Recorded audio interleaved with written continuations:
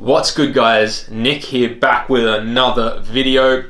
And if you caught some of my last videos, I had mentioned I was going to be talking a lot about the Sony A7 III, which is my new camera, and that's what this video is about. I've had the camera now for about a month and a half or so, and I thought I'd do a quick video on some of the best accessories that you need to purchase to make the most out of the Sony A7 III. So that's what this video is about, the best accessories for the Sony A7 III.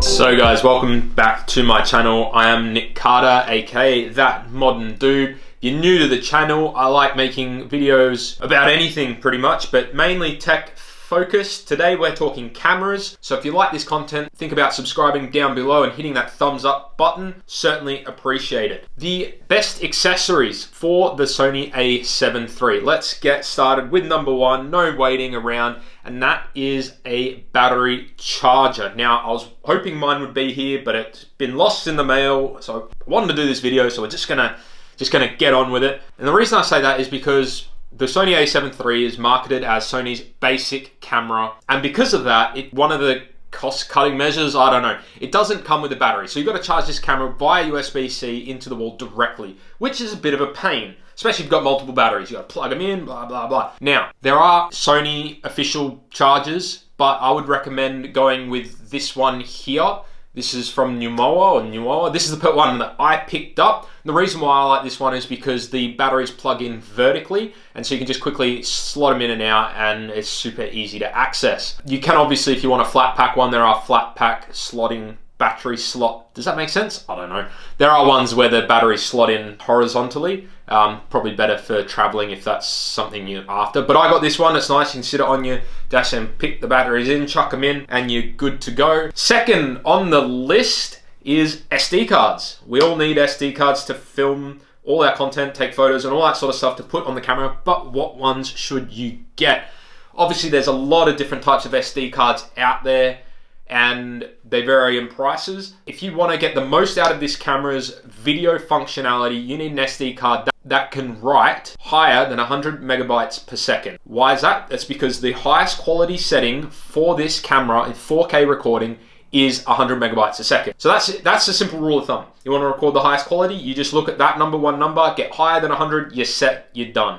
And just make sure that it is XC2. You will need one of those if you want to record the highest quality video. The other slot on this camera can accept just any sort of normal SD card. You're probably not going to record a high quality video to that one, so any just normal one I would recommend.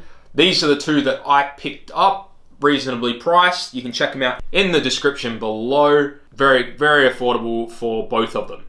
Now, the third accessory you should get for the Sony A7 III is a screen protector for that back LCD. Mine is in the mail with the charger. I don't know why I keep doing this, but I buy these things from America because it's cheaper. It takes long to get here. It's a problem. But the LCD screen protector speaks for itself. Obviously, it's going to protect it against resale value and all that sort of stuff. You don't want to scratch this screen, and if you've seen how the other Alpha series cameras hold up over the time, with this screen, it will get dirty and scratched over time. So definitely pick up a screen protector, super cheap, couple of dollars down below, as everything else will be. Number four, I think we're up to four. Anyway, number four. And this is more specific if this is your first camera, not necessarily for the Sony Alpha, but something you should invest in anyway, and that is quick release plates and clamps. If this is your first camera, or even if it isn't, something that is a good habit to get into is making sure all your different pieces of equipment utilize the same quick release mechanism. There's a few different types out there. I personally prefer Arca Swiss, which is what Peak Design use, and I use a lot of Peak Design products, but it's this plate that screws to the bottom of your camera, and then this is what slots onto your tripods and whatnot. So if you've got a lot of equipment, so you've got a GorillaPod, tripod, you got a slider, a gimbal, quick release plates are fantastic. So I'll leave these down below. This is a cheap clamp. It costs a couple of dollars, which works with my Peak Design plate. And I just have these little doohickeys attached to everything. I've got one on my Joby GorillaPod, which I'm using to film on. Got one attached to my tripod. and one on my gimbal. And this just allows me to change my camera and put it on everything that I use without changing this plate on the bottom. It's no hassles, it's a lot easier. And seriously, if you want to take this further, you need these things because it's going to save you a lot of time. A lot of time. Alright, we're nearly at the end of this video, guys. The last accessory that I would recommend, apart from picking up lenses, and you can check out somewhere above here for my lenses I recommend for the Sony A7III. This is my Bardis 85, one of my favorite lenses.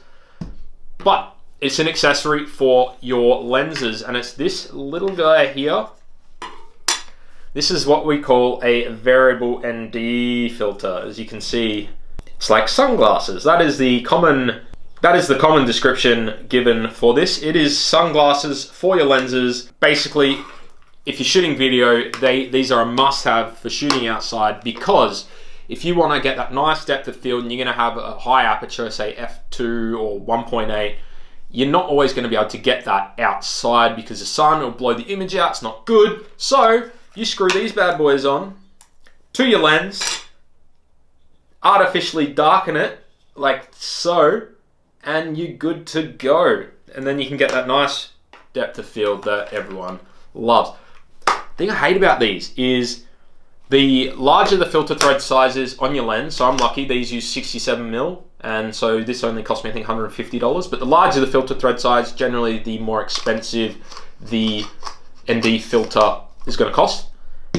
These are also a pain to take on and off. I wish you could just leave them on the camera at all times, but if you're shooting inside, it's not always going to work well. It's going to darken the image too much. It's like the biggest pain, but also like the biggest lifesaver. And I've shot outside a few times without it. I've regretted it. So ND filter, variable ND filter. I'll leave this one linked down below in the description. You can also, I did a whole video on why this is good for photography as well. I'll leave that linked up above. Well, there you have it, guys. Just some quick accessories that I think you should pick up for your new Sony A7 III, ones I highly recommend that I've gone out and gotten. If you think I've left anything off this list that people need to know about, drop a comment down below so we can keep everyone informed. If you want to follow me behind the scenes and whatnot, hit me up on Instagram at thatmoderndude down below. And like I said before, subscribe if you want to see more videos from me. I'm trying to pump out as many as I can. And until the next video, guys, peace. Yeah.